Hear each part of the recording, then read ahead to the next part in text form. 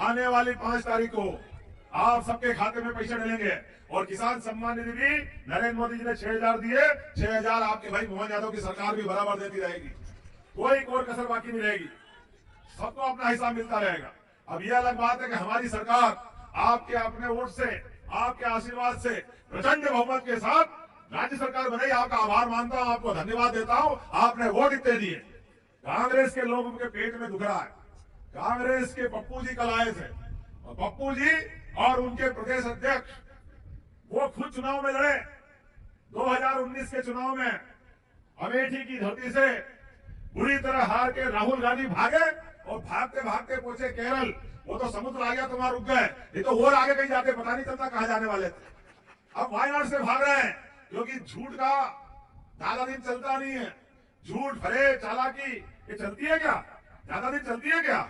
इनने कहा था चौकीदार ये चौकीदार वो, नरेंद्र मोदी जी को गालियां दी थी, सुप्रीम कोर्ट तक गए और सुप्रीम कोर्ट में नाक रगड़ के माफी मांगना पड़ी राहुल गांधी को। हम सब भूले नहीं इस बात के लिए, और अभी फिर झूठ बोलना चालू करा है। झूठ बोलने से बाज नहीं आते, रोज उसी रास्ते में जाते हैं जहां से लौट के आते हैं। जैसे कहा ईवीएम की वोटिंग मशीन खराब है, खराब है, खराब है। अरे चुनाव तुम हारते जा रहे हो, नाच में जाने आंगन टेढ़ा। तुमसे चुनाव लड़ा नहीं जाता, तुमसे मुकाबला हुआ नहीं जाता। ये वीरों की, महावीरों की, बहादुरों की धरती है। यहाँ धूपे धू लगना जानते हैं, पीठ पीछे वार नहीं करते। ये यहाँ भिंड की धरती पे बात कर रहा हूँ, ग्वालियर की धरती पे बात कर रहा हूँ। कांग्रेस के हालत कैसे हो गए?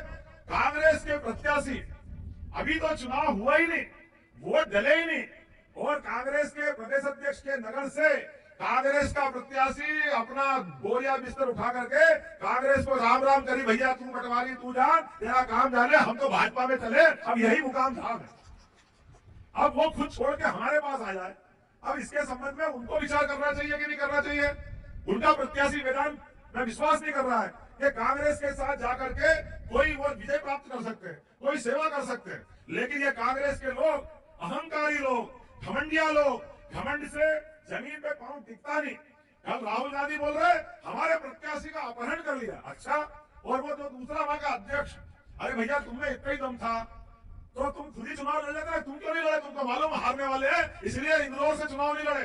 ये कांग्रेस का समय बता रहा है कि कांग्रेस का प्रदेश अध्यक्ष खुद चुनाव नहीं लड़ना चाहता।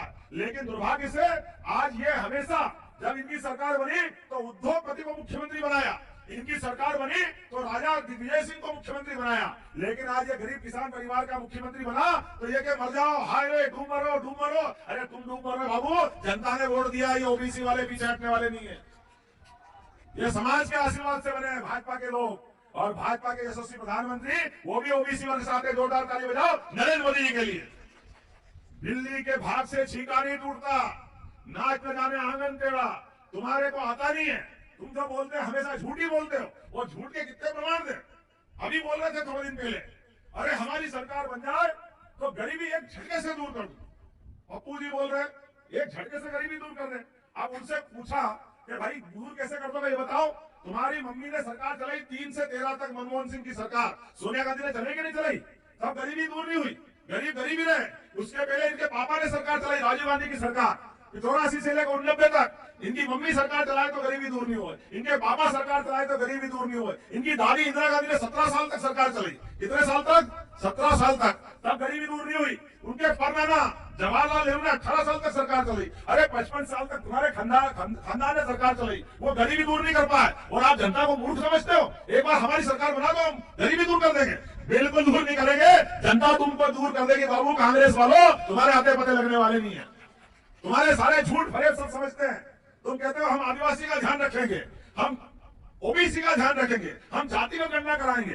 बाबू काका कालेकर की 53 की रिपोर्ट पड़ी है तुम्हारे पास, तुमने ओबीसी वर्ग का भला नहीं किया। जब प्रधानमंत्री का मौका आया तो तब अपने घर में से नाना जी बन गए, फिर मम्मी दादी जी बन गई, फिर बेटा जी बन गए, उनकी मम्मी बन गई, अब पप्पू जी लाइन में है, उनके बाद बहन जी अलग आ गई, और बहन जी अब बन गई। तो नमस्कार दोस्तों, तो मुख्यमंत्री ने लाडली बहना योजना की राशि निर्धारित तारीख से पहले आने की है। हर महीने में मध्य प्रदेश में 1 करोड़ से अधिक बहनों को इस तारीख का इंतजार रहता है। 7 मई को मध्य प्रदेश में लोकसभा चुनाव की वोटिंग है। इससे पहले राज्य सरकार ने बहनों को लाडली बहना योजना की किस्त देने का फैसला किया है। सीएम मोहन यादव ने एक चुनावी रैली को संबोधित करते हुए इस तारीख को बता दिया कि लाडली बहना योजना की किस्त कब आएगी।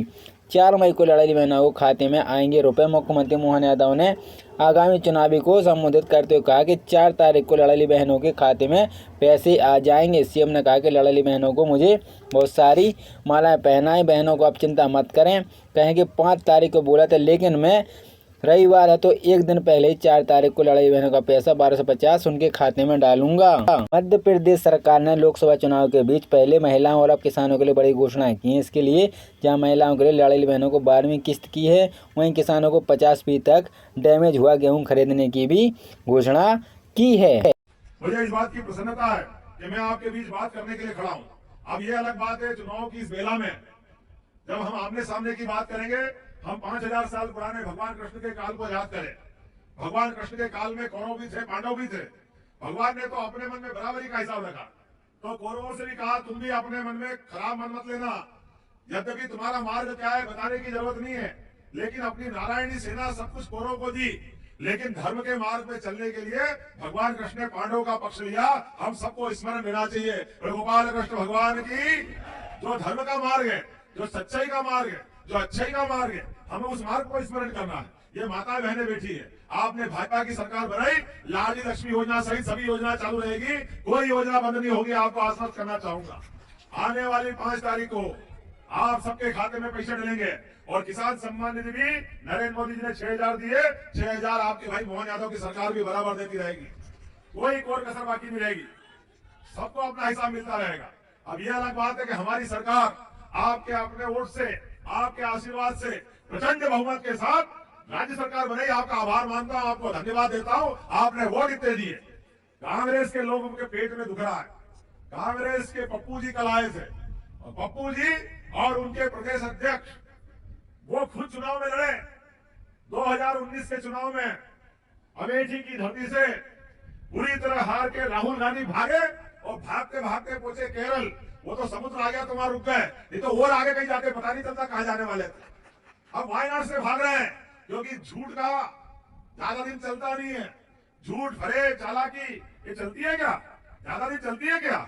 इनने कहा था चौकीदार ये चौकीदार वो, नरेंद्र मोदी जी को गालियां दी थी, सुप्रीम कोर्ट तक गए और सुप्रीम कोर्ट में नाक रगड़ के माफी मांगना पड़ी राहुल गांधी को। हम सब भूले नहीं इस बात के लिए, और अभी फिर झूठ बोलना चालू करा। झूठ बोलने से बाज नहीं आते, रोज उसी रास्ते में जाते हैं जहां से लौट के आते हैं। जैसे कहा ईवीएम की वोटिंग मशीन खराब है, खराब है, खराब है। अरे चुनाव तुम हारते जा रहे हो, नाच न जाने आंगन टेढ़ा तुमसे। तो दोस्तों वीडियो को पूरा जरूर देखा करें, क्योंकि मोहन यादव बड़ी बड़ी घोषणाएं ऐलान करते हैं। आप लोग पूरी वीडियो देखते नहीं, इसीलिए आपको समझ में नहीं आता है। वहीं श्योपुर जिले में मोहन यादव और प्रदेश अध्यक्ष वी डी शर्मा ने 2 सभी सभाएं कर बीजेपी के पक्ष में वोट मांगी। इस दौरान कांग्रेस के कद्दार नेता 6 बार के विधायक रामनिवास रावत ने बीजेपी का दामन थाम लिया और कहा कि कांग्रेस मेरे साथ कई दफा इंसाफी के ऊपर से इस बार टिकट भी ऐसे प्रत्याशी को दे दिया जिसने मेरे खिलाफ 2 बार बूथ कैप्शन की है। श्योपुर लोकसभा सीट पर भाजपा ने जान फूंकते हुए श्योपुर जिले के विजयपुर कस्बे प्रेम सड़क गाँव में जनसभा को आयोजित भी किया। वहीं मुख्यमंत्री मोहन यादव ने बीजेपी उम्मीदवारों के लिए चुनाव प्रचार किया। चुनावी सभा को संबोधित करते हुए उन्होंने कांग्रेस पर जमकर हमला किया है। साथ ही कहा कि प्रधानमंत्री नरेंद्र मोदी। तो दोस्तों आइए चलते हैं और सुनते हैं मुख्यमंत्री ने कौन कौन से बड़े ऐलान किए हैं किसानों, जनता और कर्मचारियों के लिए। अरे भैया तुम्हें इतना ही दम था तो तुम खुद ही चुनाव ले लेते, तुम क्यों नहीं लड़े? तुमको मालूम हारने वाले हैं, इसलिए इंदौर से चुनाव नहीं लड़े। ये कांग्रेस का समय बता रहा है कि कांग्रेस का प्रदेश अध्यक्ष खुद चुनाव नहीं लड़ना चाहता, लेकिन दुर्भाग्य से आज ये हमेशा जब इनकी सरकार बनी तो उद्योगपति को मुख्यमंत्री बनाया, इनकी सरकार बनी तो राजा दिग्विजय सिंह को मुख्यमंत्री बनाया, लेकिन आज ये गरीब किसान परिवार का मुख्यमंत्री बना तो ये के मर जाओ, हाय रे डूब मरो, डूब मरो। अरे तुम डूब मरो बाबू, जनता ने वोट दिया, ये ओबीसी वाले पीछे हटने वाले नहीं है। ये समाज के आशीर्वाद से बने भाजपा के लोग, और भाजपा के यशस्वी प्रधानमंत्री वो भी ओबीसी वर्ग से आते। जोरदार ताली बजाओ नरेंद्र मोदी जी के लिए। बिल्ली के भाग से छीका नहीं टूटता, नाच न जाने आंगन टेढ़ा। तुम्हारे को आता नहीं है, तुम जो बोलते हैं हमेशा झूठी बोलते हो। वो झूठ के कितने प्रमाण थे? अभी बोल रहे थे थोड़े दिन पहले, अरे हमारी सरकार बन जाए तो गरीबी एक झटके से दूर कर दूं। पप्पू जी बोल रहे एक झटके से गरीबी दूर कर दे। अब उनसे पूछा कि भाई दूर कैसे कर दोगे, ये बताओ। तुम्हारी मम्मी ने सरकार चलाई 3 से 13 तक, मनमोहन सिंह की सरकार, सोनिया गांधी ने चलाई कि नहीं चलाई? तब गरीबी दूर नहीं हुई, गरीब गरीबी रहे। उसके